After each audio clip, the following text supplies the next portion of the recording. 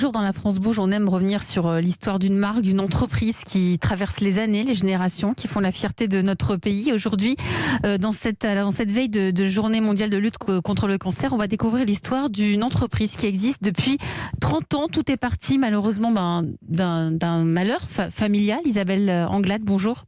Oui, bonjour. Vous êtes la fondatrice, vous, de Elite Air International. Cette mauvaise nouvelle, c'était votre jeune sœur, c'est ça? Oui, tout à fait. En fait, c'est parti malheureusement d'une expérience familiale. Moi, à l'origine, je n'ai rien à voir avec la coiffure. Je travaille dans le domaine du luxe. J'ai une formation d'école de commerce, donc rien ne me prédisposait à rentrer dans cet univers. Puis un jour, je découvre que, oui, pour trouver une perruque, c'est un parcours du combattant. Pour votre jeune sœur. Elles sont lourdes. Elles sont chères, souvent. Très chères, surtout. Et puis surtout très inesthétique. Très inesthétique. En fait, les usines dessinent leur propre modèle et ensuite importent les chevelures en France. Donc, absolument pas adaptées à la femme française, tout simplement. Alors, quelle est la particularité de vos perruques, si on peut le dire ainsi? Alors, justement, en 1991, je crée Elite Air International avec un double objectif. Premièrement, créer des chevelures légères, naturelles, confortables, qui permettent à la femme de poursuivre sa vie familiale et surtout sa vie sociale. Comme le disait tout à l'heure Anna Toledano, c'est important que les enfants ne soient pas terrorisés à l'idée de voir leur maman chauve tous les matins. C'est vrai que c'est leur réalité, la réalité d'une patiente, mais c'est aussi très dur pour l'entourage. Donc on est là pour essayer de faciliter les choses. Et puis le deuxième constat que j'ai fait à l'époque, c'est que la femme n'était absolument pas prise en charge, absolument pas accompagnée. La perte des cheveux qui est la principale terreur dans le traitement de chimiothérapie. Je suis désolée de le dire, mais plus qu'une mastectomie, on dit que la perte des cheveux plus qu'une opération du sein, quoi. Plus qu'une opération du sein, tout à fait. Et c'était l'étude qui avait été menée par l'Institut national du cancer qui en avait donné ses conclusions.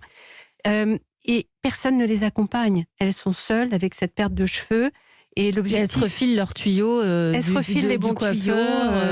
Et encore même pas, parfois c'est le mari, c'est la copine, c'est la fille qui s'occupe d'enlever ses cheveux. Donc vous disiez trouver quelque chose de beau, mais aussi trouver quelque chose d'abordable, ou en tout cas au minimum que ça rentre dans un cadre de remboursement de la Sécu. Alors on a découvert pas mal de choses avec Elisabeth, je crois que le plafond Sécu c'est 700 €. Alors, ça peut paraître élevé, mais pour faire une perruque, c'est pas tant que ça, quoi. Il y a plusieurs thématiques et plusieurs étapes.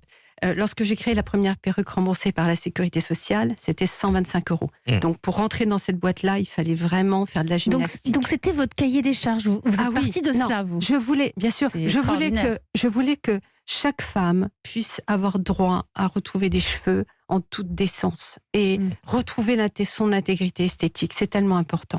Donc ça a été ma première mission. Ensuite, j'ai travaillé, j'ai pris la présidence de notre syndicat de façon à travailler avec la Haute Autorité de la Santé et le ministère du Travail et des associations comme la Ligue contre le cancer et d'autres associations de patientes pour revaloriser le remboursement des perruques prises en charge par la Sécurité sociale. Nous avons obtenu le 2 avril 2019 qu'il y ait une revalorisation du remboursement des perruques. Il y a donc 2 catégories, une classe 1 et une classe 2. La classe 1 rembourse les perruques à 350 €, c'est-à-dire 0 reste à charge pour la patiente. Et la classe 2, qui sont des perruques, on va dire, de confort supplémentaire et de qualité supplémentaire, est remboursée à hauteur de 250 € dans la limite d'un prix de vente de 700 €. Voilà les chiffres que vous aviez. Et au fur et à mesure de la conception des perruques, vous les avez fait tester sur des patientes? Parce que souvent, il y a l'idée qu'on s'en fait, mais il y a aussi le côté... On a chaud dans une perruque, c'est pas toujours confortable. Donc, est-ce que vous les avez fait tester? Ça, c'était la partie essentielle en fait de notre travail.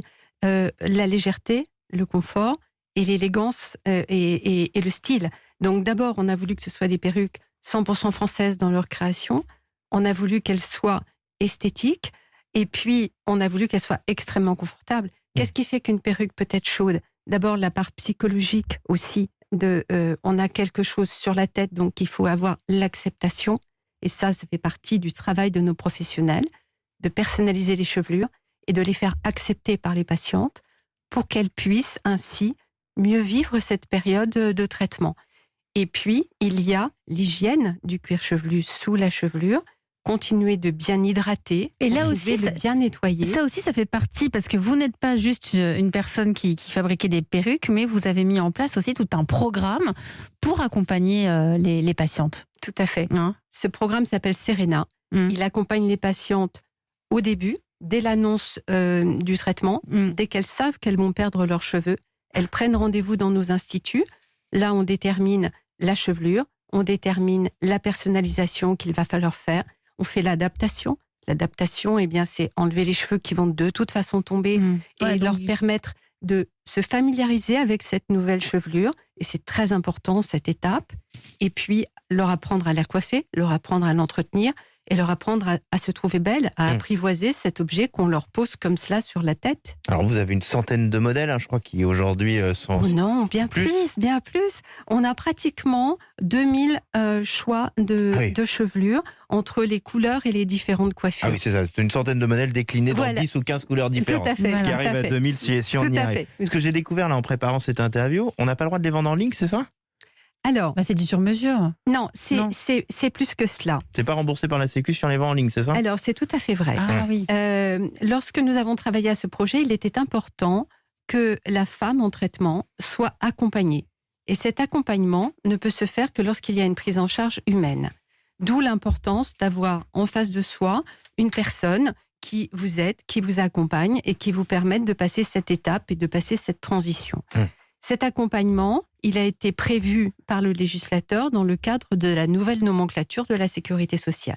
D'accord. En revanche, la patiente peut acheter sa perruque en ligne lors du renouvellement. D'accord. Mais si elle a déjà eu une fois un conseil. Si elle a déjà acheté une première fois sa perruque dans un institut capillaire spécialisé. Bel exemple d'une entreprise française encore qui bouge, et vous avez eu ce courage de lancer cette entreprise autour de la perruque. On a dû vous regarder bizarrement au début quand même, parce qu'il faut assez étrangement. C'est un marché, on va dire que c'est un marché niche quand vous allez avec votre business plan. On me demandait pourquoi, comment et quelle était ma légitimité. Ouais. Et vous voyez, même 30 ans après, on a commencé aussi par 30 ans après, vous avez commencé par cela.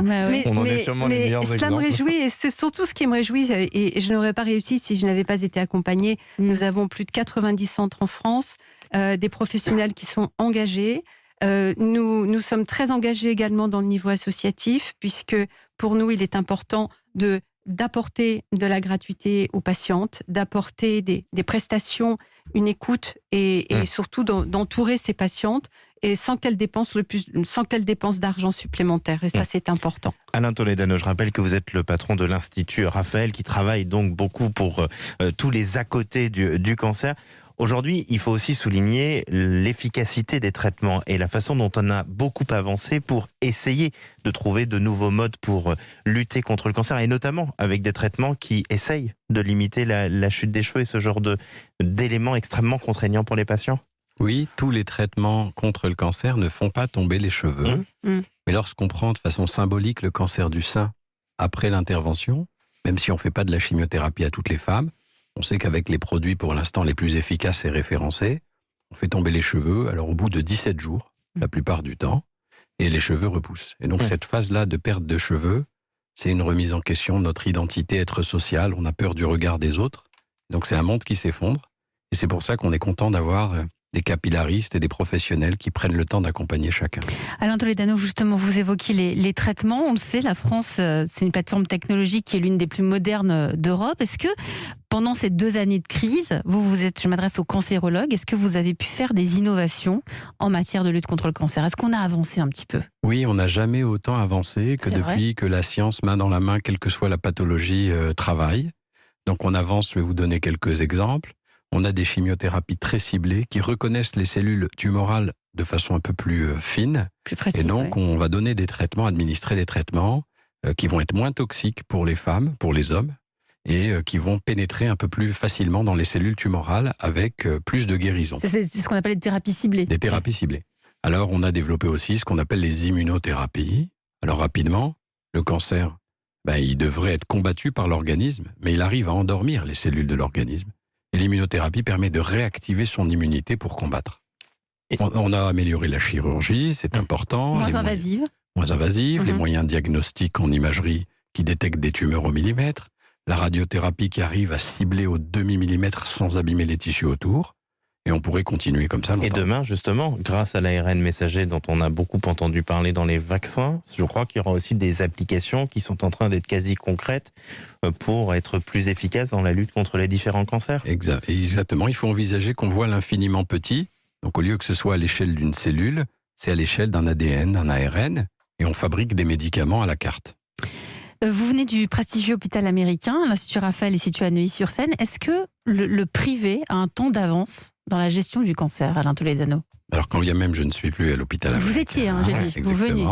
Non, alors le privé, le public, on a de la chance en France d'avoir un système solidaire qui permet à chacun, où qu'il soit, dans toutes les régions, d'avoir des traitements assez standardisés, uniformisés, et qu'on y a accès, qu'on peut rembourser. Donc aujourd'hui, on ne perd pas de chance quand on est dans des hôpitaux, dans n'importe quelle région de France. Néanmoins, il y a effectivement certains endroits avec plus des déserts médicaux, ce qu'on appelle, où on va moins donner de temps aux patients et on va avoir l'impression d'être moins bien pris en charge. Et ça, on le regrette. Et c'est pour cela qu'il faut qu'on travaille tous ensemble pour une équité dans la prise en charge. Mais aujourd'hui, en France, par rapport à tous les pays du monde, la solidarité fait que chacun peut être traité de la meilleure façon. On va continuer à en parler avec vous, Alain Toledano. Vous êtes le président de l'Institut Raphaël et cancérologue. Isabelle Anglade, merci d'être venue dans La France Bouge. Grâce à vous, on en sait beaucoup plus sur les perruques quand on perd ses cheveux en cas de traitement. Je rappelle que vous êtes la fondatrice de Elite Hair International. Merci à vous. Merci de votre accueil.